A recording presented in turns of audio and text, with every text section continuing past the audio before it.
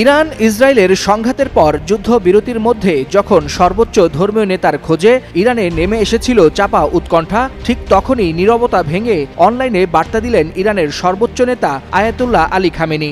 যুদ্ধবিরতির 2 দিন পর বৃহস্পতিবার এক্স অ্যাকাউন্টে দেয়া বার্তায় খামেনি জানান, ইসরায়েলের বিরুদ্ধে ইরান বিজয় অর্জন করেছে, সেই সাথে অভিনন্দন জানিয়েছে গোটা জাতিকে। আর এটা ওটা না, কাপড় ধোয়ার একটাই সলিউশন, চাকা অল ইন ওয়ান। ইরান পরমাণু বোমা তৈরির দোরগোড়ায় অভিযোগ তুলে গত 13 জুন রাজধানী তেহরান ও অন্যান্য এলাকায় বিমান অভিযান শুরু করে ইসরায়েলি বিমান বাহিনী। এই অভিযানের জবাবে ইসরায়েলের বিভিন্ন স্থাপনা লক্ষ্য করে একের পর এক ক্ষেপণাস্ত্র নিক্ষেপ করা শুরু করে ইরান। ইসরায়েলের এই সংঘাত শুরুর 10 দিন পর 22 জুন মধ্যরাতে ইসরায়েলের 3টি পরমাণু স্থাপনায় হামলা চালায় মার্কিন বিমান বাহিনী। যুক্তরাষ্ট্রের কেন্দ্রীয় সামরিক কমান্ড এই অভিযানের নাম দিয়েছিল দ্য মিডনাইট হ্যামার। এর একদিন পর ইরান ইসরায়েলে যুদ্ধবিরতি ঘোষণা করেন যুক্তরাষ্ট্রের প্রেসিডেন্ট ডোনাল্ড ট্রাম্প। আর এই যুদ্ধবিরতির মধ্যে আয়াতুল্লাহ খামেনির অবস্থান নিয়ে ইরানি জনমনে তৈরি হয়েছিল উদ্বেগ উৎকণ্ঠা।